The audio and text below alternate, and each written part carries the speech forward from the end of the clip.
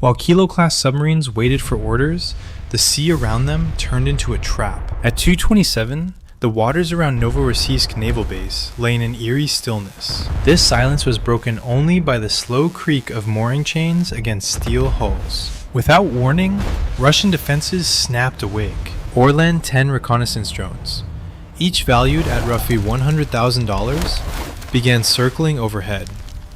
Beneath the surface, Kilo-class submarines, costing more than $300 million apiece, shifted positions in the dark along the coast. Bastion P missile systems, priced near $70 million per launcher, swept the bay with long-range radar. This was not routine security. It was the protective shell around fuel depots, ammunition piers, and the Admiral Makarov frigate, a warship worth over $500 million.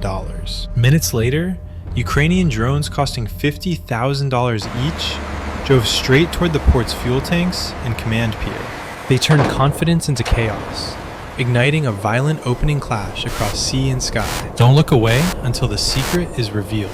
Hit like, subscribe, and leave your comment. The explosion that lit up Novorossiysk wasn't the climax. It was the opening note of a far more calculated assault. While Russian defenses scrambled to react, Ukraine's actual strike force was already closing in. High above the Caspian, long-range surveillance UAVs, each worth nearly $2 million, traced every rotation of the 9.6 L6 radar network. They logged gaps in real time. Operating below this digital umbrella, Luton 196 attack drones, priced around $75,000 each, skimmed the sea at just 200 feet. They ran dark and quiet.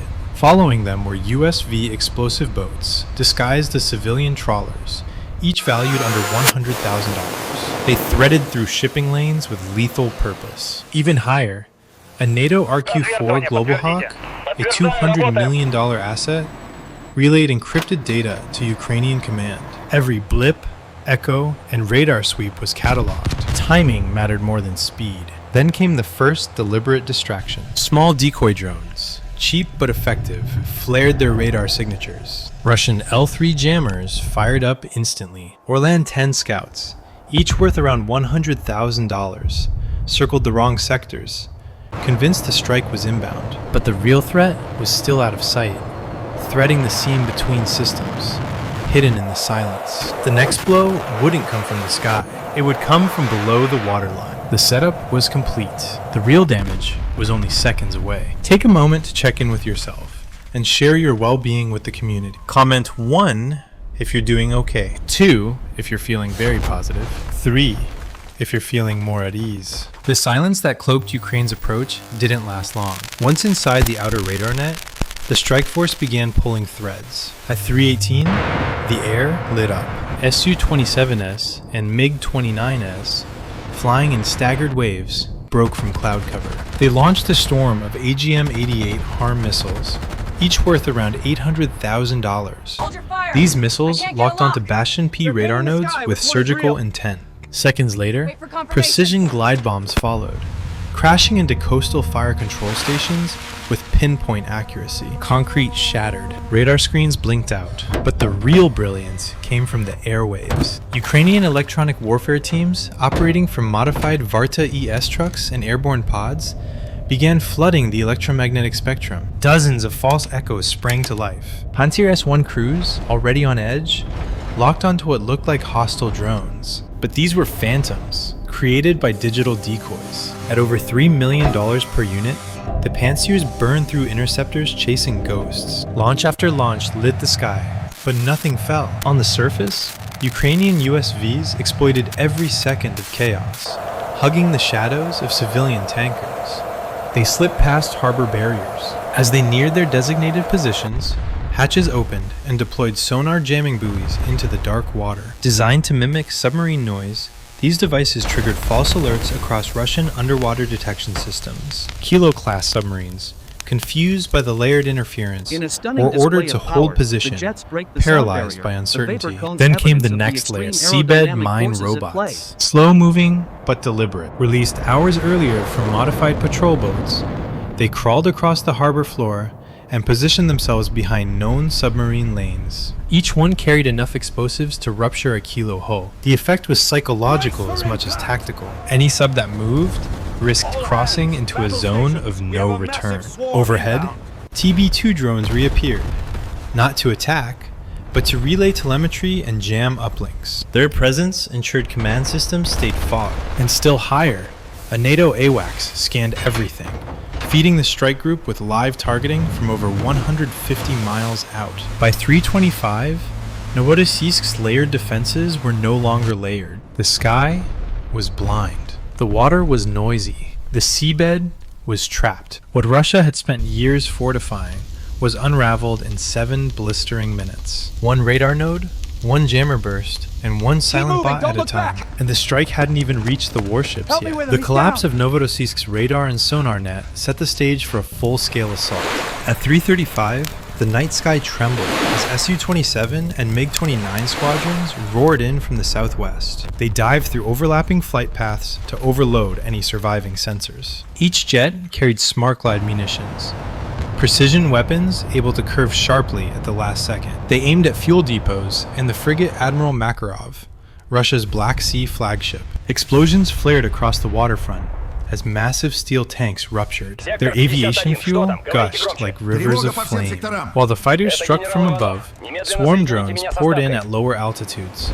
Their numbers were so dense, they resembled a living cloud. These drones released loitering munitions that spiraled downward onto warship decks. They ripped apart air defense radars and blinded fire control systems. The Admiral Makarov's own missile batteries never had a clean target. One by one, their guidance arrays flickered out in showers of sparks. On the surface, a second wave of Ukrainian unmanned surface vessels charged straight for pierside tankers. With reinforced bows and timed detonators, they rammed into the hulls and ignited vast pools of jet fuel. The inner harbor became a ring of fire. Flames leaped hundreds of feet, casting a molten glow across the bay. The synchronized strikes forced Russian crews to abandon their posts.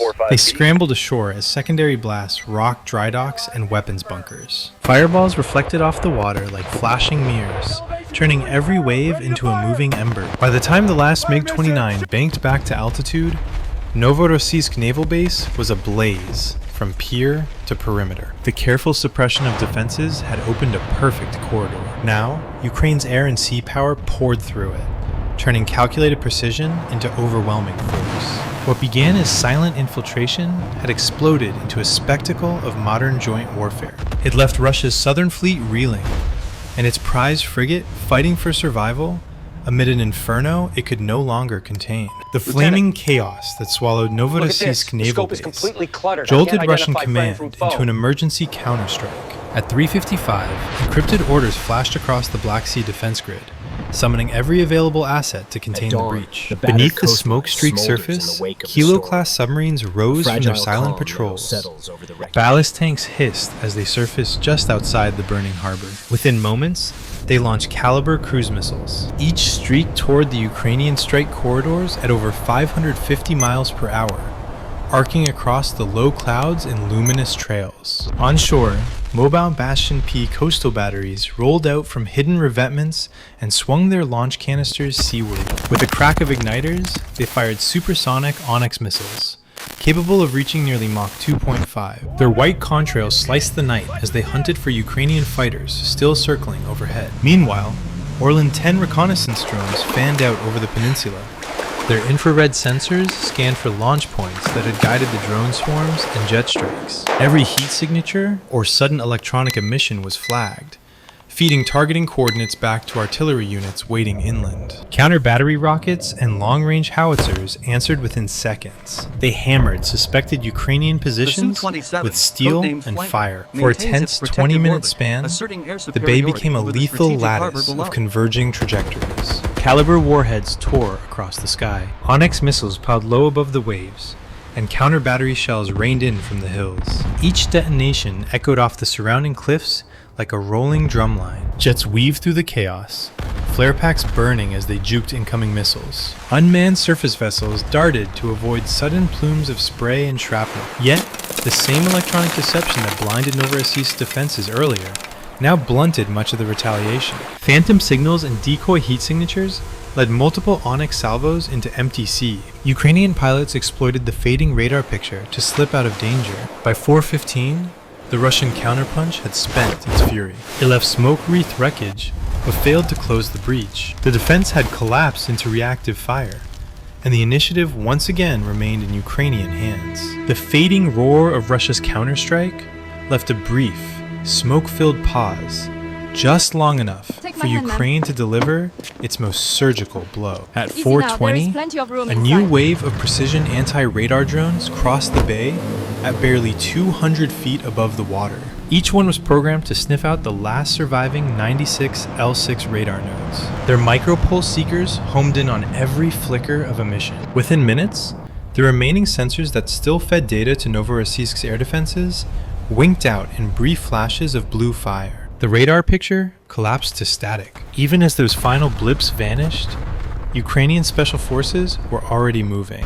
Racing in 40-foot fast boats, they punched through the smoke curtain and slid under a maintenance pier on the northern edge of the naval base. Working in total darkness and waist-deep water, the teams planted magnetic demolition charges along the concrete foundations of key ammunition silos. Each device was set with delayed fuses calibrated to trigger sequentially. This guaranteed maximum structural failure without uncontrolled blasts. Overhead, Su-27s and MiG-29s kept a protective canopy, loitering at 12,000 feet and striking any target that dared break cover. Their continuous presence pinned down Russian frigates that had survived earlier strikes.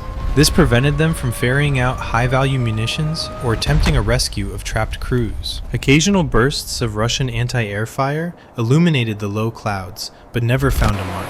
By 4:40, the operations logic was clear. Every earlier phase, from the stealthy approach to the furious exchanges, had been designed to open this very window. With radars blinded, piers mined, and warships immobilized, the Ukrainian strike force was free to dismantle Novorossiysk from the inside. The base that once anchored Russia's southern fleet now stood hollowed out. Its core infrastructure was compromised and primed for the final withdrawal phase still to come. The precision strikes had hollowed out Novorossiysk's core defenses. Now, Ukraine moved to seal the fight. By 4:50, a full encirclement locked into place. Every harbor exit in Deepwater Channel was either mined or blocked by unmanned surface vessels positioned like sentries. Their explosive payloads were ready to detonate if Russian ships attempted a breakout. Above the burning piers, surveillance drones switched from attack to humanitarian mode. They released white flag light markers, thin beacons that floated on the dark water. These created illuminated corridors for civilian crews and wounded sailors to escape. Ukrainian special forces on the piers held their fire, ensuring that medical evacuations moved safely through the smoke. Once evacuation routes were clear, Ukrainian strike groups peeled away in layers. Fast boats slipped seaward first, followed by air cover jets that climbed to higher altitudes. Behind them remained only automated drones and delayed fuse charges, programmed to finish the demolition in timed waves. By the time the last escort jet disappeared into the pre-dawn haze, the Southern Fleet's key naval base stood isolated and burning. Its escape route was sealed. The deliberate, humane withdrawal underscored a mission aimed at disabling war machinery, not taking lives. It prepared the stage for the operation's decisive conclusion. The orderly withdrawal left Novorossiysk sealed and burning. By first light, the Admiral Makarov lay gutted at its berth. Kilo-class submarines sat crippled in scorched dry docks, and Bastion P launch pads smoldered in silence. Strategically, Russia had lost its Black Sea launch hub. This forced missile convoys to take far longer, riskier routes, shaking faith in Caspian and Black Sea security. Yet, one question now loomed over Moscow.